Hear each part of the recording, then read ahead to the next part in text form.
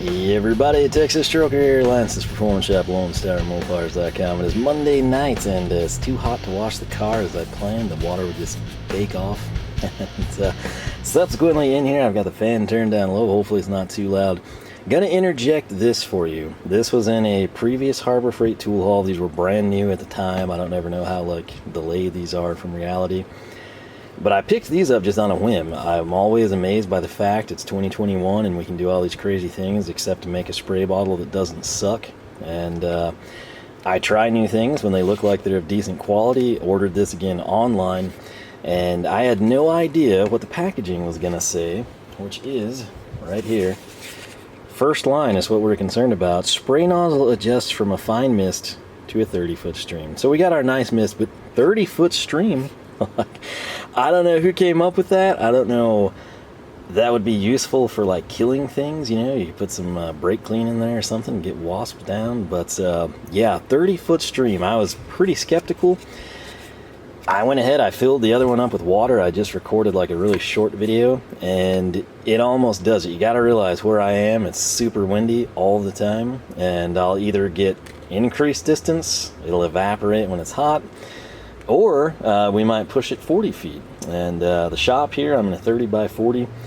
I took a shot with this thing from my back against the wall, and I dang near made it across. I didn't try any fine tuning, but I'd say I got at least 25, 27 feet.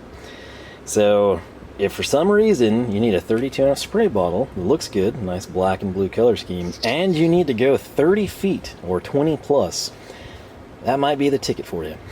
But, if you're sitting there and you're thinking, man, that's weird, why would you buy anything online from Harbor Freight? Well, I've been hellaciously busy and I have not had time to get to a store. Plus, for the main item that I bought, every time I've been in the store, it's been on my list to get for work, and it's never been in stock, ever. I'm talking like almost a year now. And that item is right here. It's the Earthquake XT half-inch composite air impact wrench. Now, Alpha gloves here conveniently beautifully match this. If you're interested in the vibes or any Alpha gloves, use the discount code Lone Star. You save 20% off. Again, I make nothing off of that. I'm just trying to get you in a pair of gloves that doesn't suck and save you money while we're at it. So, at work, we've run every impact you can think of outside of, you know, Chicago Pneumatic, which is way back in the day. Those are still American made, by the way. They're quite difficult for people to procure, I'll say that. You almost have to have like a mom and pop hardware store type of supplier. Typically literally hardware, you know, like where you source your bolts and fasteners from, you know, might carry it. It's more of an industrial line, I guess. Those are really good. Everything else that I've found over the years, as long as it's oiled, and this almost universally applies to all air tools, you can get roughly the same life out of them. So whether you want to spend 20 bucks or 200, it's kind of the same thing. I based a lot of this on my experience with rivet guns. In high school, I was the one I was riveting all the time. And when I say all the time, you got to think industrial scale, right? And we would chew through. What would happen, typically the jaws would go bad. And then if you were fortunate, you could get jaws for it. But I bought rivet guns from the rivet manufacturer. I bought the most expensive rivet guns. I bought mid-tier rivet guns, and I bought cheap rivet guns. And the best luck I've had with any is the Harbor Freight ones. And I say that mainly because I'm not so sure that they're not all the same thing. Again, oiling an air tool is critical, and if you do that, you'll be rewarded with a pretty long life cycle. That's not to say there's not lemons and junk out there. That's my personal experience resonating here. And what I found with the rivet guns rang true with ratchets and impacts. At work, 3/8, it's usually a ratchet, 1/2 inch, it's an impact. That's just the way we do things. We're kind of old school. The rivet gun, and that's the way we operate. We don't do, you know, electric stuff. We're not battery powered. We're still pneumatic. That's how we roll, and how we probably will continue until electric gets their game together and can actually break, you know, rusted and seized fasteners free. It's just not worth our time to invest.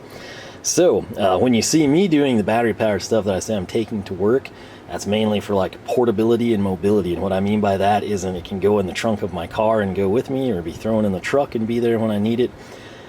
It's rather, I don't want to string out, 100 foot of air hose in, one bay of the shop, where we do the motors. It's like 2 air hoses are mandatory. I don't like doing that. It interrupts things. I have to stock too many hoses. Having the battery powered stuff to shoot lag screws out is great. So in that setting, they're fine. This would be overkill.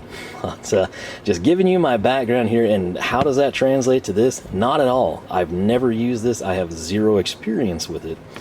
However, the most recent impacts we have used, we've run into issues, where we're kind of wearing them out. And it's a situation, it's like the trigger comes off. Or, if you've got a side-to-side articulation, to close things off, this knob comes off and you have to like makeshift a bolt type of a thing. I typically keep 1 spare, 1 backup, So when we broke the one, at the front part of the shop, I thought, okay, I'm gonna go see what I can find. I picked this, and mainly because of the insane torque rating on it. And I went to get it, and I could not. It was not there. It's never, ever been in stock when I've gone in, as I referenced. So what I wound up with, I think I made a video on it. If not, I made posts.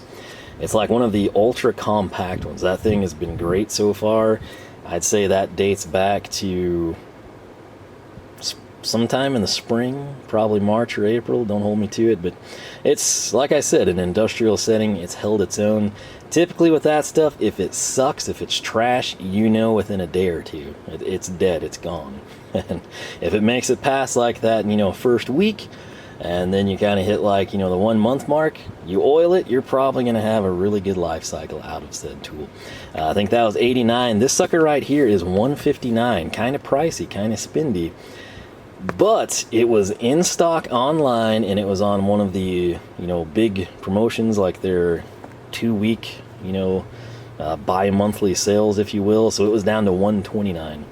Never had time to get to the store before they closed. One complaint on Harbor Freight from the working class: when they close at 8 o'clock, I can't get places like that soon. I go to work before they're open. I'm at work when they're closed. I'm typically busy on weekends, and sometimes I try to get up there. It just did not happen this time. So the last day this was available for the $129, I pulled the trigger, had it coming in. Again, that's actually why everything came in. It was because of this. The spray gun that I showcased last time, that was also on sale. I think it was like $12 instead of 15 or something, or 9 instead of 12, whatever. This was the main thing. So, got high hopes for this guy. It's going to look good. The other thing, in an industrial setting, I hate it when employees come and they pull. They take a 9/16 wrench from this section of the shop and it's over here. It aggravates me to no end. When I have things like this, when I can color code things like dial calipers, right? And I know that, lathe 1 has red, lathe 2 has white, lathe 3 has blue. You're home free. If I can dumb it down and I have to do like digital stuff, and I can have a 12-inch, at lathe 2, an 18-inch at lathe 1, because we do big square jaw stuff there, and a 6-inch at lathe 3, I'll do that. This will stick out like a sore thumb. It's going to get very dirty. It'll have anti-seize all over it. It will look totally different within a week of us owning it. But what I can tell you is it will always be visible green, and it's going to be different enough from everything else that we have that it's going to stay put. It's going to discourage people from abducting it, right? There's nothing more annoying than when you run out in the shop, whether you were at a drill press or you were interrupted or you had to go back, or you got a customer right there and they're trying to see what's wrong, and you need a 9/16 wrench to spin something, break it free, and you reach for it and it's gone. It bothers me. And when I'm not here, at the house in full control of everything, it's very hard. No one ever really intends to be a problem, or screw stuff up, but it happens, and then it's compounded, like there's supposed to be a tape right at the saw, each saw, and there's not, and then it's like, where's the tape? And you have to run around and look for the tape. And so again, that's why with tapes, like I'll have the Stanley Fat Max here, and I'll have the, Comalon there, and you do what you can do, like sort of in a upper management deal, like color code or discourage that. And again, that's part of the beauty here. Most importantly, we need it to work. if this does turn out to be really good, I could possibly replace the one in the back, because that one's actually getting worn. I had to use it the other day, and I was like, what has happened to this impact? Should have taken a picture. There's basically a bolt threaded in on one side to be the forward and reverse, articulation. So yeah, it's what happens, right? So employees are to notify the front office immediately when something breaks, and yeah, that doesn't really happen much, right? So this guy right here, 1,190 foot-pounds of torque. It's obviously half-inch drive. That's, again, what I'm going to use for my impacts at work. Ultra-rugged overmold and lightweight composite housing. This is a little beefy, but again, I'm basing that, I've gotten accustomed to that like subcompact one. So the subcompact I don't think would do well in the teardown area, but it works fine for like assembly and, disassembly of smaller things. Let's see here. Powerful twin hammer impact mechanism for extreme torque with less vibration. Again, this is the Earthquake XT line. I think they're phasing out like the battery powered Earthquake stuff. I don't know if they're doing that with the pneumatics or not, but hey, if they do, and I've had this for long enough, I'm gonna pick up another one. If it sucks, we'll try something else. Really the biggest advances in my opinion in air tools, I realize not many people care anymore because everyone's gone like battery powered for the most part.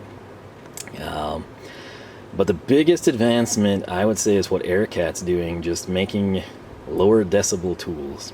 It's one of the biggest problems, like if you're sitting there and you're tearing something down and you're holding the wrench, and another guy, is running the trigger on the air ratchet. If your ear is in the wrong position, if the ratchet is clocked slightly different than you think it is, it's deafening. You just get that whiz of air going in your ear, and it's not good, right? So Aircat stuff I can appreciate. The last time it was the ratchet I replaced, I think in the fall or something, and I went with what a supplier had because they were coming the next day. I think actually that day I got it delivered. It was Ingersoll Rand. It's been okay, but again, nothing crazy. It's just almost like a higher price point for something that performs about the same. This is kind of cool though, and it's very, very minor, but I do like it. And what they've done here, this is just like a packing stopper, but this sucker right here is an oil bottle, and obviously air tool oil. Again, oil your air tools. Whether you're the guy that comes in the morning, you're the foreman, you're the technician, whatever, before you use the tool that day, oil it. And you will be rewarded, like I said, with a longer life. Now, looking in the box, this is what we've got. Looks like it's just in a bag. Probably nothing for carrying purposes, but rather just for, oh, hey, look, it's here, and we didn't have to use foam type of thing is what I would guess. It's one of the decent feeling bags, but there it is. Now, sadly, this is kind of a lame demo. Even I will admit that, because I don't have my compressor hooked up. There's no need for me to. I got to get inside so I can go back to work again. But we want to just take a bench first look unboxing of this thing. If there's enough interest in it, I'll try to shoot like a quick video at work sometime after hours. But this is it. This is what I'm concerned with. Using the ungloved hand, obviously got some heft to her. The trigger, again, like I said, I have a lot of issues, even with like cast triggers that just over time they break. It's like you're using it every single time, and that vibration is present throughout the tool. Again, that's where like this shines over like a standard glove, because you have the impact padding. And again, so when you're sitting there and you've got seized fasteners and you're running this down, you got the wrench on the back side, over time, and again, I'm talking all day type of a thing, right? Or even prolonged use, an hour or two a day.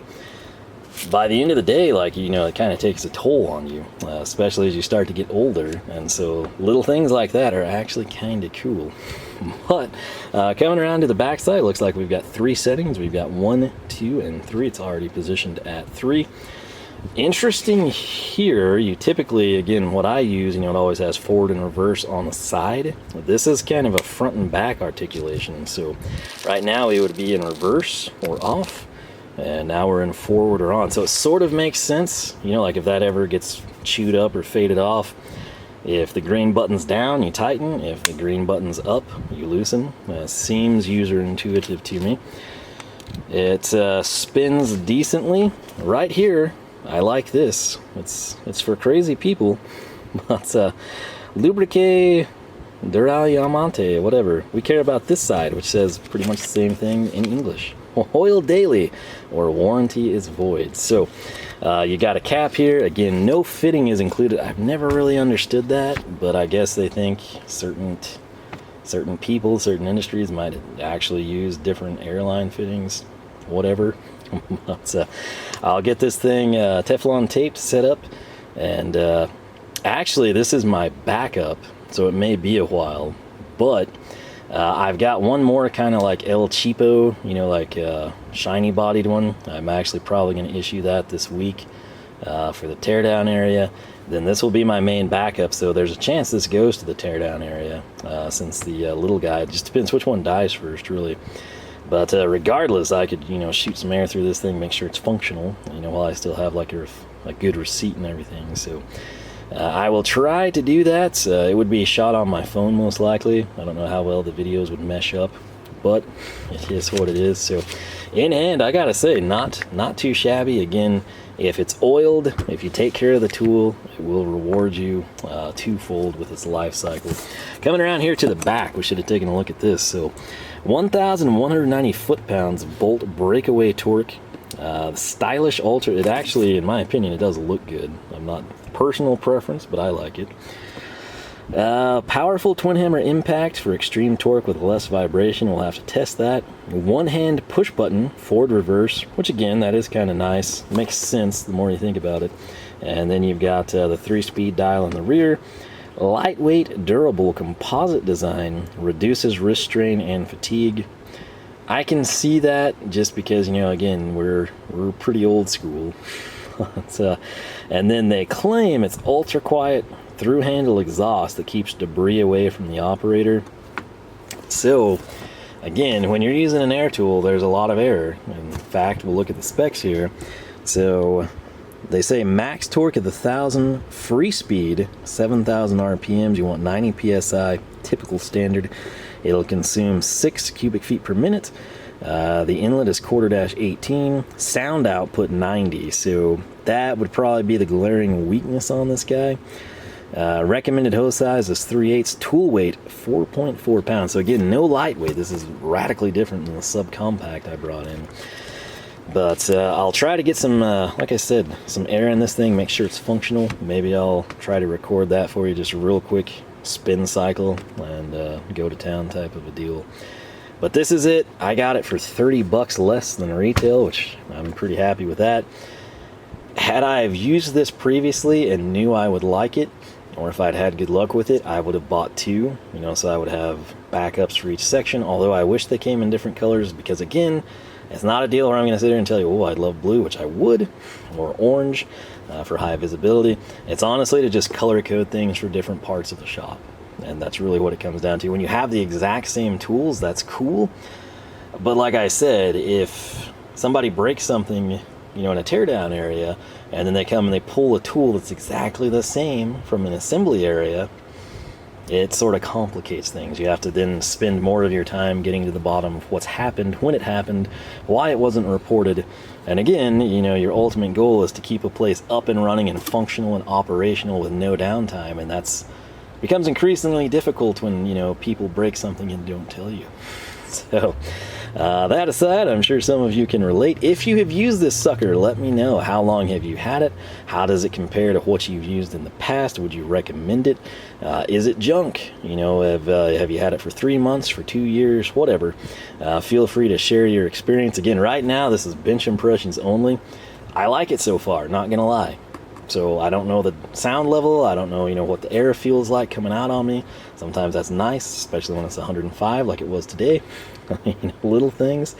The forward and reverse, that's typically, that or the trigger seems to be what fails on us. I don't know how I feel about that being plastic, but, you know, I guess the internals would be protected. So bottom line, it's a good looking impact. I saved 30 bucks. I'm gonna put it through its paces, see how we like it, and we'll take it from there. So past this, if this turns out to suck, I very well might spring for an Aircat. Realistically, the louder in terms of air consumption sound, not just, you know, drilling and repercussion sounds, but the actual tool itself, even running idle, the ratchets are so annoying. And while that is a perk to battery powered stuff, again, they don't have the torque that we need. So I might actually try some Aircat stuff. If you've used that, again, what are your thoughts? How does it compare? And like I said, way back in the day, everything we ran was Chicago Pneumatic. Still have quite a few of them. And interestingly, I mean, I'm thinking 70s or 80s would have been the last time we had them.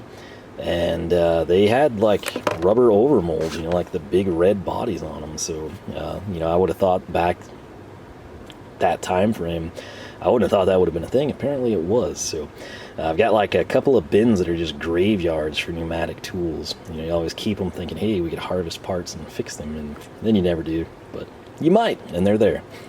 So I will quit rambling. Perfect match for the Alpha. I mean, literally, even down to the green colors. It's like these are a match made in heaven there. So I'm going to get this thing bagged back up. I'm going to get it out of my floor to work, along with the spray gun. Got some other stuff we're fixing to take a look at. But yeah, first-hand feedback, let me know. And like I said, if you want to see this thing in action or just a dry run with it, let me know. I'll try to make that happen. I could technically fire the compressor up, but I don't really have anything else to do here. It's a Monday night, so it kind of seems stupid at the same time, but we shall see.